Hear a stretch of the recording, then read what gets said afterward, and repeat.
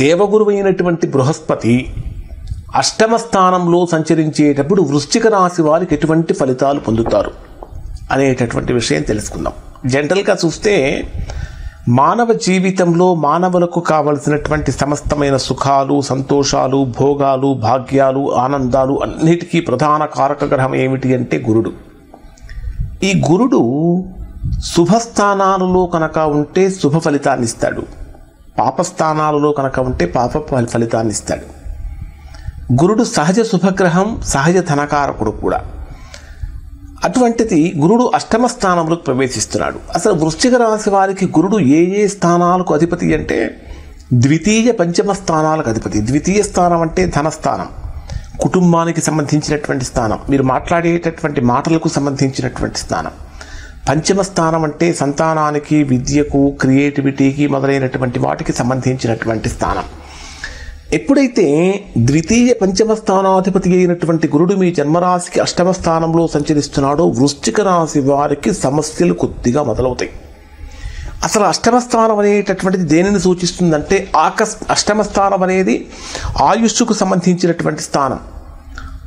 అంటే ఆయుష్కు, ఆరోగ్యానికి, ఆకస్మికమైన ఖర్చులకు, నష్టాలకు, ప్రమాదాలకు, ధన నష్టానికి, ఆకస్మికమైనటువంటి ధన లాభాలకు కూడా ఇదే సూచిస్తుంది. అలానే వివాహ జీవితంలో సమస్యలకు కూడా అష్టమ స్థానమే కారణమవుతుంది. ఈ అష్టమ స్థానంలో గురుడు సంచరించేటప్పుడు సహజంగా వృశ్చిక రాశి వారికి అనుకూలతల కంటే ప్రతికూలతలు ఎక్కువగా ఉంటాయి. ఫస్ట్ పాయింట్ ఎక్కడ పడుతుందంటే ఆరోగ్యపరమైనటువంటి విషయాలలో కొద్దిగా జాగ్రత్తలు ఎక్కువగా తీసుకోవాలి. ఈ అష్టమ స్థానంలో గురుడు యొక్క సంచారం జరుగుతున్నప్పుడు ఏముంటుందంటే ఆర్థికపరమైనటువంటి విషయాలలో ఇబ్బందులు కలుగుతూ ఉంటాయి.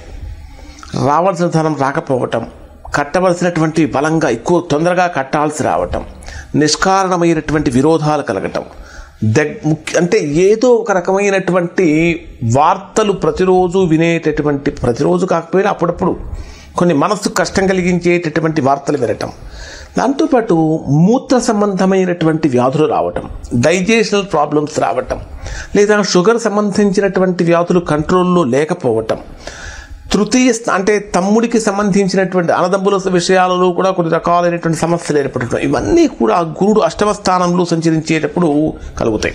అష్టమ స్థానంలో గురుడు కనుక సంచరిస్తూ ఉంటే కుటుంబ కలహాలు కూడా పెరుగుతాయి. భార్యాభర్తల మధ్య అన్యోన్యత పెరగటం, అన్యోన్యత తగ్గిపోవటం, అంటే మిస్అండర్స్టాండింగ్స్ పెరిగిపోవటం జరుగుతూ ఉంటాయి.